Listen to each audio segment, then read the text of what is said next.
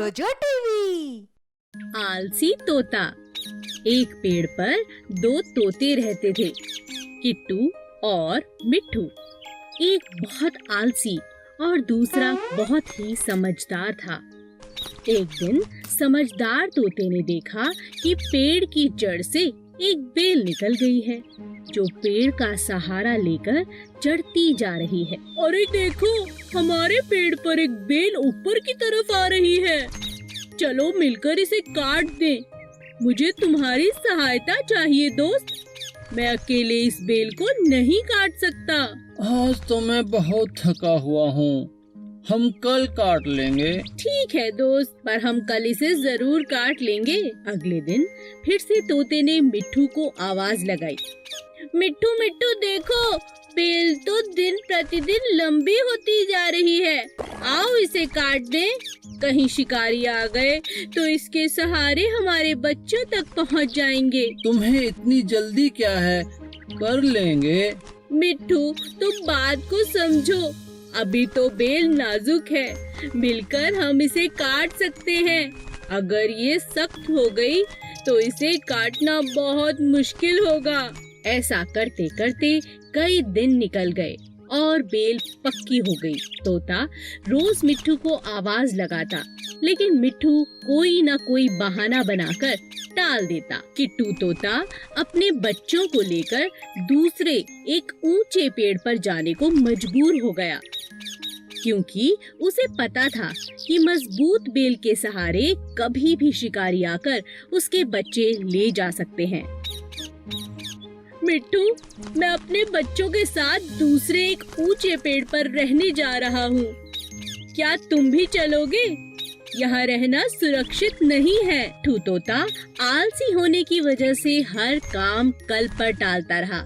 इसी तरह एक दिन जब शिकारियों की नजर मिट्ठू के बच्चों पर पड़ी, तो उन्होंने मजबूत बेल पर चढ़कर मिट्ठू के बच्चों को उठा लिया। अंत में मिट्ठू को अपने आलसीपन के कारण बहुत पछताना पड़ा। तो हर चीज थी, अच्छा सा फ्रिज था, बढ़िया टीवी, बेड, हर चीज उसके घर में मौजूद थी। उसे सारा दिन टीवी देखना बहुत पसंद था, लेकिन खाने के लिए अनाज ढूंढने के लिए बाहर जाना उसे बिल्कुल अच्छा नहीं लगता था। थी तो वो चालाक, इसीलिए वो हर रोज अपनी चालाकी से अपना पेट भर लिया करती थी।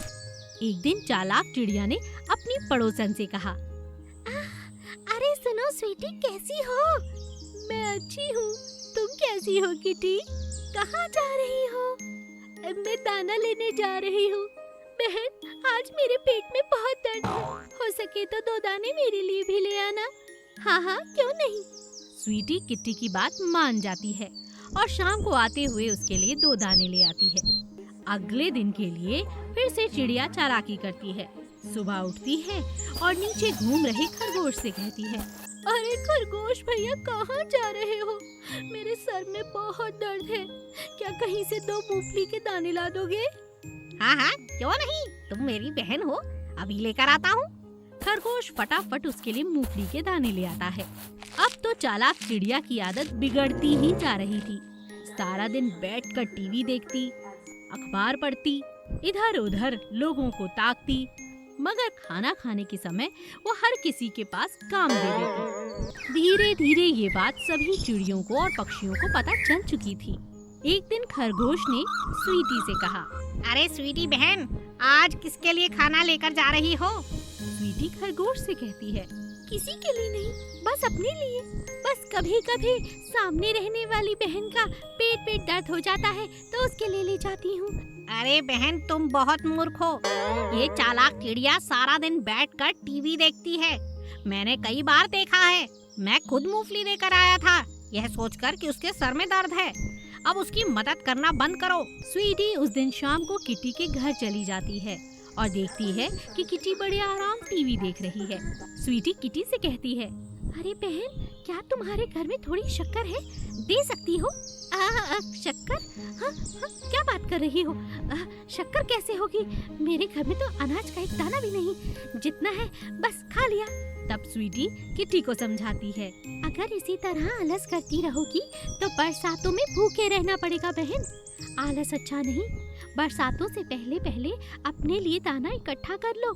आज मुझे भाई खरगोश मिले, वो बता रहे थे कि तुम सारा दिन टीवी देखती हो। किटी को अपनी गलती का एहसास हो जाता है। अगले दिन तेज बारिश होती है। स्वीटी किटी से कहती है, देखा, इसीलिए कह रही थी जितना जल्दी हो सके हमें दाने ले लेने चाहिए। पर कोई बात नहीं, अब तुम समझ चुकी हो। आओ मेरे घर खाना खाने आ जाओ। बेचारी किटी स्वीटी की बात तो मान गई, लेकिन उसे बहुत पछतावा हो रहा था।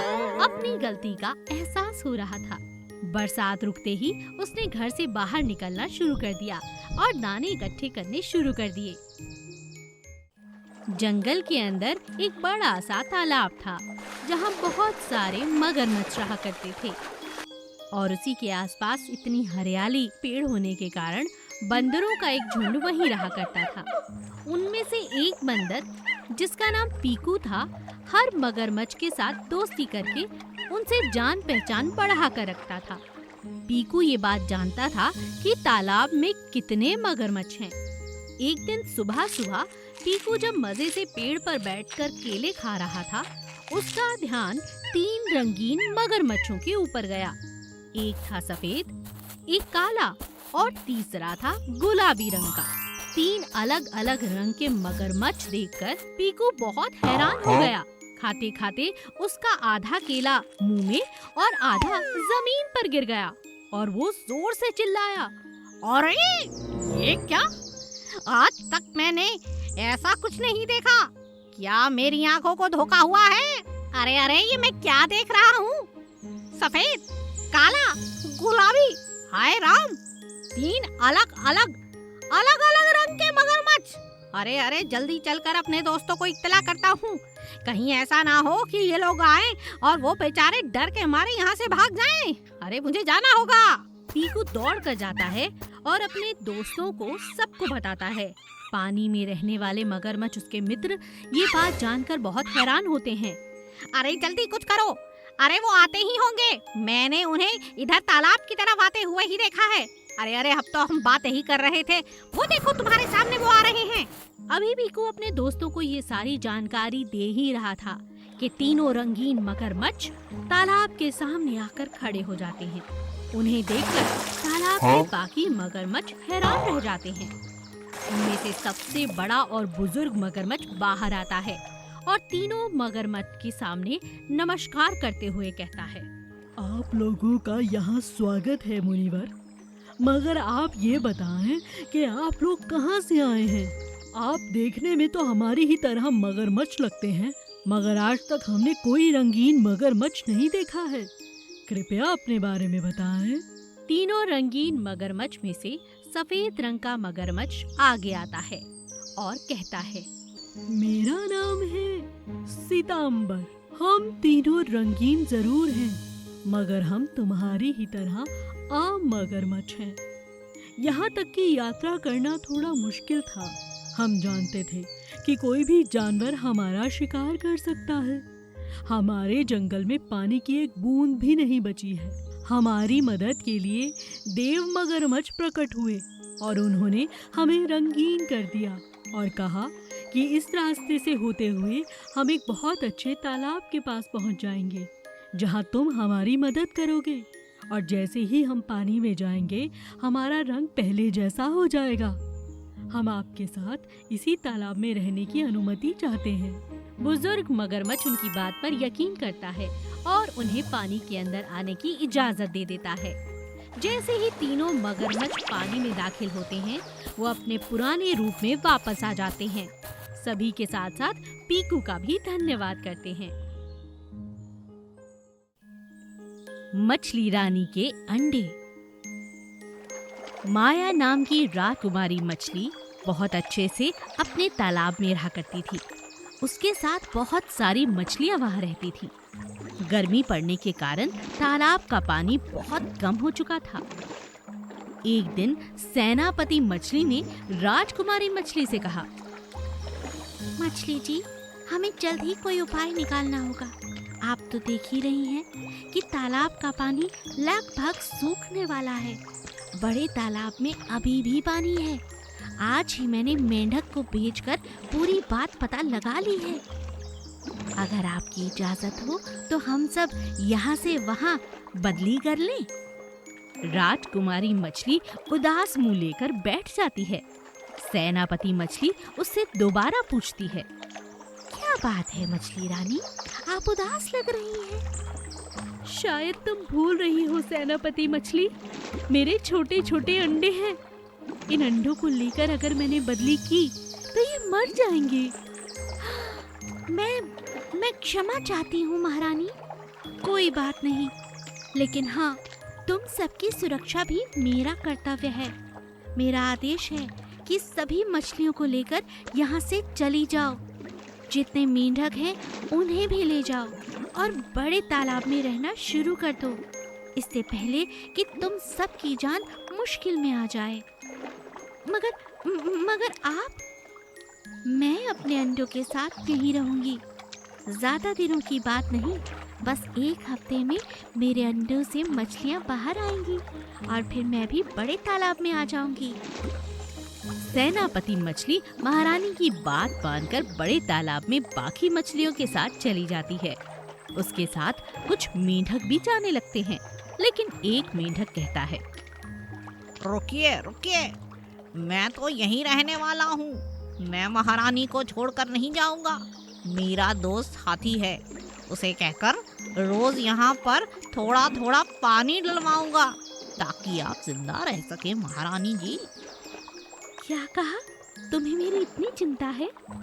हाँ हाँ, क्यों नहीं, अभी जाता हूँ अपने दोस्त के पास। मेंढक अपने दोस्त हाथी के पास जाता है और हाथी अपनी सूंड में पानी भरकर तालाब में रोज डालने लगता है। कुछ ही दिनों में मछली के अंडों से मछलियां बाहर आ जाती हैं और फिर सभी मछलियां एक तालाब से दूसरे तालाब में बदली कर लेती हैं। जाते हुए महारानी मछली मेंढक को अपने साथ ले जाती है और उससे कहती है, तुम्हारा और तुम्हारे दोस्त का बहुत बहुत धन्यवाद। तुम्हारे कारण ही मैं अपने अंडों से मछलियों को बाहर निकाल पाई हूँ। कभी तुम्हारा एहसान नहीं भूलूंगी। चलो अब नए तालाब में चलते हैं। चलिए चलिए।